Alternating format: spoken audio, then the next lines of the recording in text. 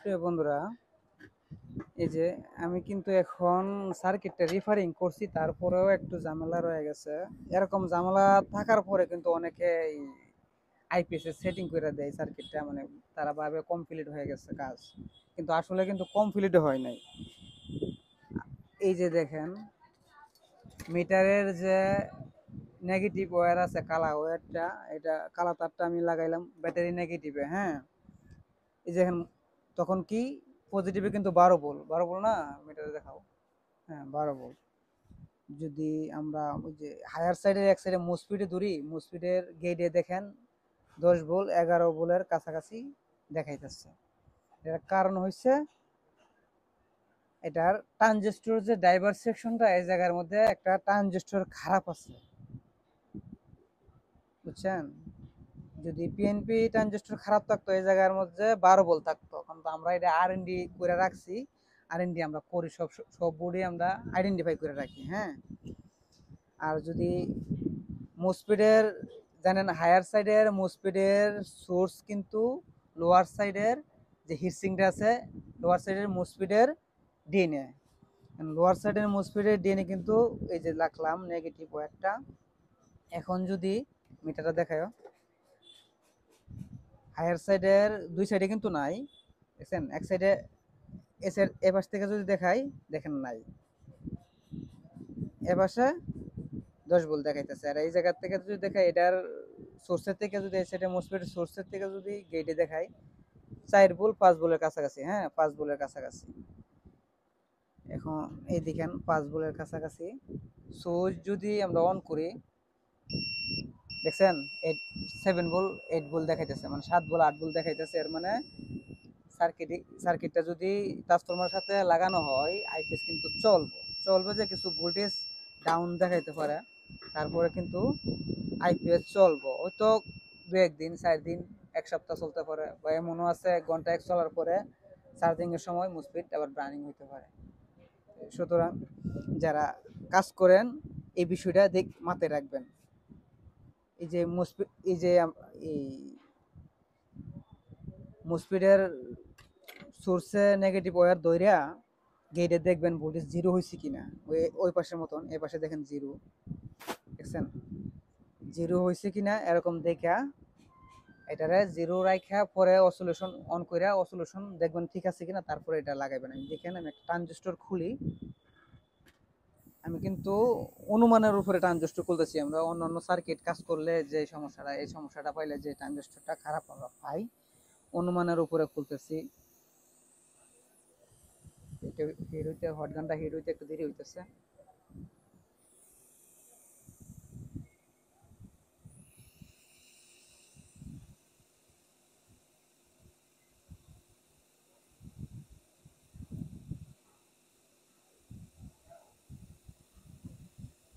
আমি কিন্তু দেখেন ব্যাটারির পজিটিভ এবং নেগেটিভ ওয়্যার কিন্তু আমি কানেক্ট করে লাগছি, তারপরে খুলতেছি। এভাবে আপনারা খুলতে যাইবেন না, তখন কিন্তু একটা এটি এভাবে খুললে কিন্তু একটা রিস্কের ব্যাপার। এভাবে কেউ খুলবেন না, কারণ শর্ট হয়ে যেতে পারে। তখন যতটুকু কাজ করছেন তার থেকে বেশি কিন্তু ক্ষতি হইব। এখন দেখেন, এটাতে দেখাও 0 ভোল্ট। এই 0 ভোল্ট, তারপরে যে পয়েন্টগুলো দেখাইতেছে এগুলো কিন্তু দেখাইতো না যদি আমি ট্রানজিস্টরটা লাগাই। ট্রানজিস্টরটা লাগানোর পরে কিন্তু এগুলো থাকবো না।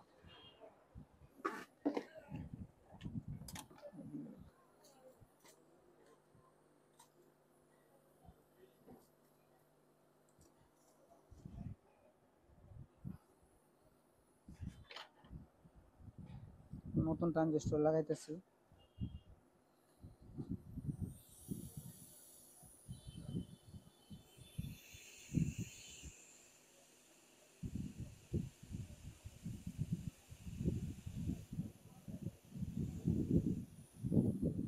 যেহেতু কাজটা একটু রিস্কের ব্যাপার, পজিটিভ ওয়্যারটা খুলে নিলাম।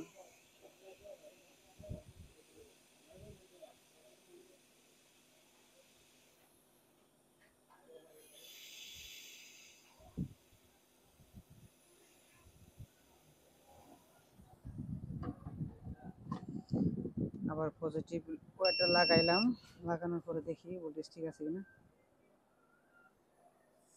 5 বলে দেখাইতেছে, আরো ঝামেলা আছে।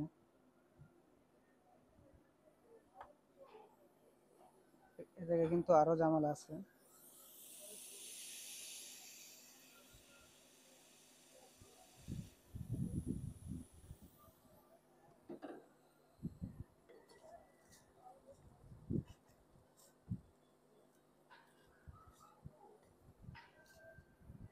ভিডিওটা একটু লং হয়ে যাইতেছে, না কাইটো না, স্টপ করে রাখো। যে শুধু একটা ট্রানজিস্টর কিন্তু খারাপ পাই নাই, ট্রানজিস্টর দুইটা খারাপ পাইছি। এনপিএন দুটোটা কিন্তু এনপিএন পিএনপিএন ট্রানজিস্টর খারাপ না, এনপিএন ট্রানজিস্টর দুইটা খারাপ পাইছি। চেঞ্জ করলাম। এখন দেখি কত বল মিটারে, মিটার দেখাও তো, মিটারে দেখাও একটু দূরে। এই যে সমাধান কিন্তু হয়েছে, এই দেখেন নেগেটিভ ওয়্যারটা কিন্তু ব্যাটারি নেগেটিভে লাগানো, তারপরেও কিন্তু এই দেখেন ব্যাটারি নেগেটিভে লাগানো, তারপরে কিন্তু এই দেখেন জিরো। হ্যাঁ, আর এই জায়গার থেকে যদি দেখি তাও জিরো। বুঝতে পারছেন? এখন এটা যদি আমরা না দেখা সম্পূর্ণ না করে কিন্তু চলে অসলিউশন, একটু এদিক সেদিক হইলেও চলে, কিন্তু দীর্ঘস্থায়ী হয় না আর কি। এই যে দেখেন, দেখছেন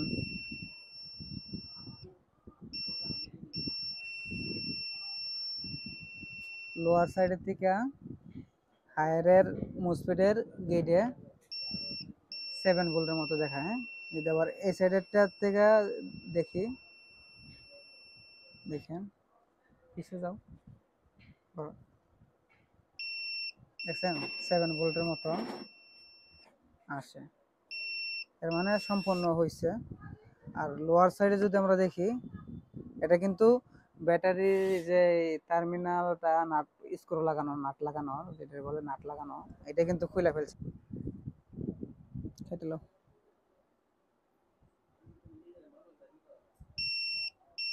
আচ্ছা। এই যে